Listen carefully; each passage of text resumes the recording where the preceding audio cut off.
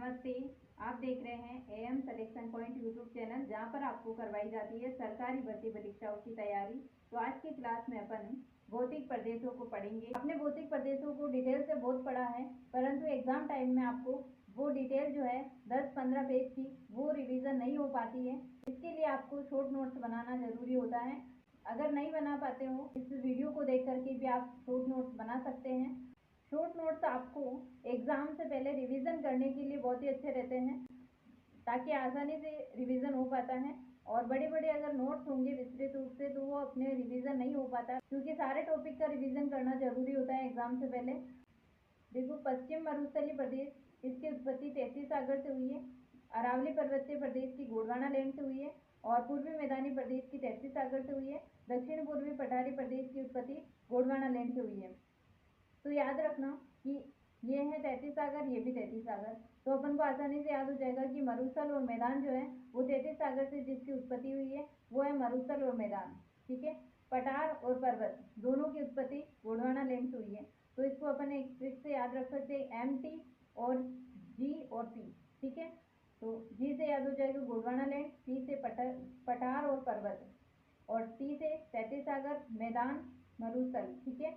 M से मरुस्थल जो है ये प्लेटोसीन उत्तर युग का है। और ये मैदान जो है, यहाँ पर मरुस्थल मैदान को साथ पढ़ना है ना, तो प्लेटोसीन युग का है मरुस्थल, और ये प्लेटोसीन उत्तर युग का है तो मरुस्थल, और प्रारंभिक युग का है तो मैदान। ठीक है, प्रारंभिक युग का है मैदान।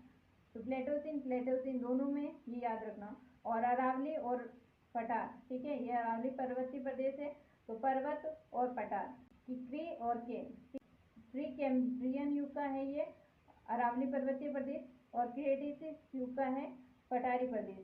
ठीक है। तो ये अपन को याद हो जाएगा। थार मरुस्थलीय प्रदेश जो है ईश्वरी प्रसाद ने इसे क्षेत्र कहा है। विश्व के अंदर सबसे ज्यादा जनसंख्या और सबसे ज्यादा जैव विविधता अपन को थार के मरुस्थल में देखने को मिलती है। और ये लगभग जो है 61% क्षेत्र है मरुस्थल। इसमें 40% आबादी रहती है, यानी जनसंख्या 40% निवास करती है। 16 जिले जो है राजस्थान के वो थार के मरुस्थल के अंदर आते हैं।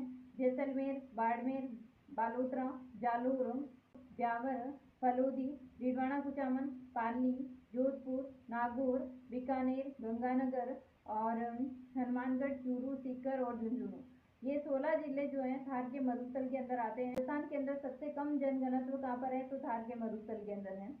और भारत के थार मरुस्थल का राजस्थान में कितना % हिस्सा है, तो केवल राजस्थान के अंदर ही थार मरुस्थल नहीं है, पंजाब के अंदर, हरियाणा में, यहाँ भी फैला हुआ है। तो याद रखना, भारत के अंदर थार का मरुस्थल राजस्थान के अंदर 62% हिस्सा रखता है। क्षेत्र पूछे तो अपने राजस्थान में 61% है कुल क्षेत्र का, परंतु भारत के अंदर थार मरुस्थल का राजस्थान का कितना हिस्सा है, तो याद रखना 62%। ये लैंग्वेज पूछी जाती है। ठीक है। रेगिस्तान का मार्च क्या है, तो रेगिस्तान का जो विस्तार होता है उसी को रेगिस्तान का मार्च कह देते हैं। रेगिस्तान के मार्च के लिए नाचना गांव प्रसिद्ध है, जो जैसलमेर का है। थार का मरुस्थल जो है ये युवा मरुस्थल भी कहा जाता है। राजस्थान के अंदर इसका जो ढाल है उत्तर पूर्व से दक्षिण पूर्व की ओर है, यानी ये पूरा मरुस्थल है तो इसका ढाल इस तरफ है। जैसे लूणी नदी इस तरफ बहती है ना, तो याद रखना जिस तरफ नदियाँ बहती हैं वो उसका ढाल कहलाता है। ठीक है। जैसे ये वाला जो है चंबल नदी यहाँ पर बहती है, तो ये इधर से इधर बहती है, तो ये अपने मरुस्थल तो ये वाला क्षेत्र है। तो यहाँ पर लूणी नदी बहती है तो इस तरफ से इस तरफ बहती है, तो ये जो है रेतीली मिट्टी या बालुई मिट्टी जो है थार के मरुस्थल में पाई जाती है। और यहाँ पर प्रमुख नदी जो है मरुस्थल की कौन सी है, लूणी नदी है। ये मरुद्भिद जेरोफाइट वनस्पति यहाँ पर पाई जाती है, और एंटीसोस भी कहते हैं इसको, बलुई मिट्टी को। तो याद रखना, भारतीय उपमहाद्वीप में ऋतु चक्र को नियमित करने का काम कौन करता है, तो थार का मरुस्थल जो है भारतीय उपमहाद्वीप के ऋतु चक्र को नियमित करने का काम करता है। लुहास का मैदान जो है पवनों के द्वारा निर्मित मैदान को कहते हैं लुहास का मैदान। 25 सेंटीमीटर संवर्षा रेखा जो है ये थार के मरुस्थल को 2 भागों में बांटती है। थार के मरुस्थल को 2 भागों में बांटने वाली रेखा है 25 सेंटीमीटर वर्षा, और 50 सेंटीमीटर जो है राजस्थान को 2 भागों में बांटती है।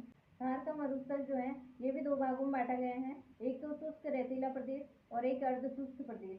शुष्क रेतीला प्रदेश भी 2 भागों में बांटा गया है, बालू का स्तूप मुक्त प्रदेश और एक है बालू का स्तूप युक्त प्रदेश। ये मुक्त है और ये युक्त है ना। युक्त यानी कि जहाँ पर है बालू का स्तूप, और मुक्त यानी वहाँ पर बालू का स्तूप नहीं है। बालू का स्तूप मुक्त यानी यहाँ पर बालू का स्तूप नहीं मिलते हैं। तो फलोदी, बालोतरा जो बाड़मेर के अंदर आता है, और पोखरण जैसलमेर। ठीक है, पोखरण जैसलमेर में आएगा। तो ये याद रखना, 3 क्षेत्र ऐसे हैं जहाँ पर बालू का स्तूप नहीं पाया जाता है। अब अपन देखिए कि बालू का स्तूप मुक्त प्रदेश कितना % है। तो 41.50% जो है ये बालू का स्तूप मुक्त प्रदेश है, यानी यहाँ पर बालू का स्तूप देखने को नहीं मिलता है। ठीक है, बालू का स्तूप युक्त प्रदेश यानी जहाँ पर बालू का स्तूप देखने को मिलते हैं, ऐसा क्षेत्र जो है 58.50% है। गग्गर का मैदान, शेखावटी पर्वत क्षेत्र, नागौरी उच्चभूमि, लूणी बेसिन, ये अर्धशुष्क प्रदेश के अंदर शामिल है। पथरीला चट्टानी मरुस्थल को क्या कहा जाता है? हम्मादा। राष्ट्रीय जीवाश्म उद्यान जिसको नेशनल वुड फॉसिल पार्क कहा जाता है, और ये कहाँ पर है? जैसलमेर के अंदर है। 3 प्रकार आते हैं, एक तो हम्मादा जो अपन कह रहे हैं पथरीला चट्टानी मरुस्थल है, उसको अपन हम्मादा कह देते हैं। पथरीला या चट्टानी मरुस्थल, इसको हम्मादा कहेंगे। और इर्ग या अर्ग जो है, ये संपूर्ण महामरुस्थल जो है उसको इर्ग या अर्ग कहा जाता है। ठीक है, इर्ग या अर्ग संपूर्ण मरुस्थल को कहा जाता है। रेग क्या है? तो ये मिश्रित मरुस्थल होता है जिसके अंदर कंकड़ पत्थर मिट्टी वगैरह सब मिलते हैं अपन को। अनुदैर्य रेखीय पवनानुवर्ती बालू का स्तूप के अंदर सीप तो शामिल होता है, ये याद रखना। ऐसे पूछा जाता है कि सीप जो है वो किसके अंदर आता है? तो अनुदैर्य बालू का स्तूप, रेखीय बालू का स्तूप, पवनानुवर्ती बालू का स्तूप के अंदर आता है सीप। अनुप्रस्थ बालू का स्तूप जो है समकोण जैसा होता है। बरखान सबसे नुकसानदायी बालू का स्तूप होता है, और सबसे ज्यादा गतिशील रेगिस्तानी विस्तार बरखान के द्वारा ही होता है। और ये बरखान जो है गर्त या थली बरखान के अंदर ही आता है। और बरखान जो है यहाँ पर भालेरी चूरू के अंदर सबसे ज्यादा देखने को मिलते हैं। ये अर्धचंद्राकार होते हैं। राजस्थान में मरुस्थलीकरण के लिए सबसे ज्यादा उत्तरदायी बालू का स्तूप कौन सा है? तो बरखान है। तारा बालू का स्तूप जो है उसको स्टार बालू का स्तूप भी अपन कह सकते हैं, तारे को स्टार भी कहते हैं। तो ये हवा की दिशा के साथ साथ बदलते रहते हैं। ठीक है, और तारा बालू का स्तूप जैसलमेर, मोहनगढ़, पोखरण, सूरतगढ़, गंगानगर के अंदर देखने को मिलता है। तो याद रखना है, ऐसे तारा से अपन याद रख सकते हैं कि मोहन की सूरत तारा जैसी है। तो मोहनगढ़ और सूरतगढ़ के अंदर तारा बालू का स्तूप देखने को मिलते हैं। ठीक है, तो अपन को आसानी से याद हो जाएगा। तो ये अपन एक ट्रिक के रूप में याद रख सकते हैं कि भाई तारा बालू का स्तूप जैसलमेर, और जैसलमेर के अंदर मोहनगढ़ और सूरतगढ़ के अंदर देखने को मिलते हैं। साथ में ही पोखरण भी याद रख लेना। पैराबोलिक बालू का स्तूप हेयर पिन की आकृति का होता है। तो याद रखना, बोलिक से यहाँ पर बाल निकाल लेना, बाल से हेयर पिन याद आ जाएगी आपको, हेयर पिन लगाते हैं बालों में। और बरखान की ठीक विपरीत स्थिति जो है पैराबोलिक बालू का स्तूप के अंदर देखने को मिलती है। संपूर्ण मरुस्थल में ये पैराबोलिक बालू का स्तूप देखने को मिलते हैं। सफर काफी बालू का स्तूप ये झाड़ियों के अंदर बनते हैं। लेरदार बालू का स्तूप जो देखने को मिलते हैं जैसलमेर, जोधपुर और बाड़मेर के अंदर देखने को मिलते हैं। नेटवर्क बालू का स्तूप जो है लगातार बनते रहते हैं। ये भूगर्भीय जल पट्टी होती है लाटी सीरीज। ठीक है, सेवन घास यहाँ पर देखने को मिलती है पोखरण से मोहनगढ़ तक। सेवन घास खाने के लिए घोड़ावन यहाँ पर आते हैं। तो सबसे ज्यादा पारिस्थितिक संतुलन थार के मरुस्थल में देखने को मिलता है।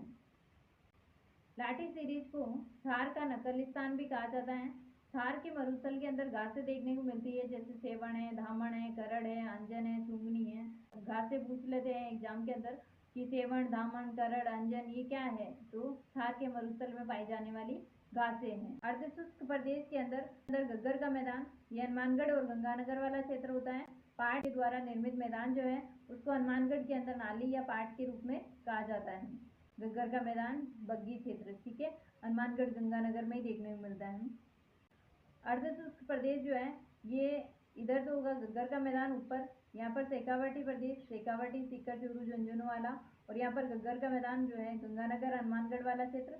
नीचे नागौर है तो नागौरी उच्चभूमि, और इधर जो है वो लूणी बेसिन आता है, गोडवाड़ बेसिन या लूणी बेसिन। ठीक है, और शेखावटी प्रदेश जो है सीकर, चूरू, झुंझुनू, डीडवाना, कुचामन उत्तरी भाग आता है। और बांगर प्रदेश भी इसे कहा जाता है, शेखावटी प्रदेश को बांगर प्रदेश भी कहते हैं। शेखावटी प्रदेश जो है ये तोरावाटी, शेखावटी के अंदर अंतर प्रवाही क्षेत्र है, कांतली नदी का प्रवाह क्षेत्र, जिसको अपन कह सकते हैं तोरावाटी प्रदेश है। तो ये शेखावटी का अंदर ही आता है तोरावाटी प्रदेश। ठीक है, और जोहड़ क्या है? तो शेखावटी के अंदर पाए जाने वाले जो कच्चे कुएं होते हैं उसको कहा जाता है जोहड़, और पक्के कुएं को कहा जाता है नाड़ा। और सर छोटे तालाब जो होते हैं उसको कहते थे सर। ठीक है।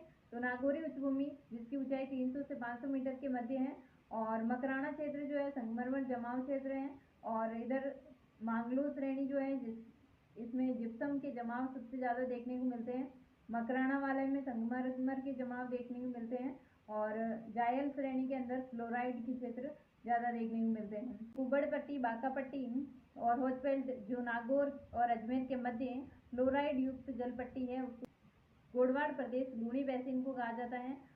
पालनी वाला क्षेत्र, दक्षिण पूर्वी जोधपुर वाला क्षेत्र, दक्षिण पूर्व बालोतरा वाला क्षेत्र, जालोर लूणी नदी का अपवा क्षेत्र ये कहलाता है गोडवाड़ प्रदेश या लूणी बेसिन। अपन की पहाड़ियाँ हैं सिवाना से बालोतरा के मध्य 56 गुंबदाकार पहाड़ियाँ हैं जिसको अपन 56 की पहाड़ियाँ कहते हैं। नाकोड़ा पर्वत राजस्थान का मेवा नगर कहा जाता है। नाकोड़ा पर्वत को जैन धर्म को समर्पित है। ये रेला या रेल ये क्या है, लूणी नदी के बहाव क्षेत्र को रेला कहा जाता है। जालोर के अंदर हल्देश्वर महादेव मंदिर, याद रखना कि ये पीपलू जो है पश्चिमी राजस्थान के अंदर सबसे ज़्यादा वर्षा वाला क्षेत्र है, और पश्चिमी राजस्थान का माउंट आबू इसे कहते हैं, और लघु माउंट आबू राजस्थान का कहते हैं। तो अगली क्लास में अपन अरावली पर्वतीय प्रदेश को पढ़ेंगे। Thank you. मिलते हैं अगली क्लास में, तब तक के लिए जय हिंद जय भारत।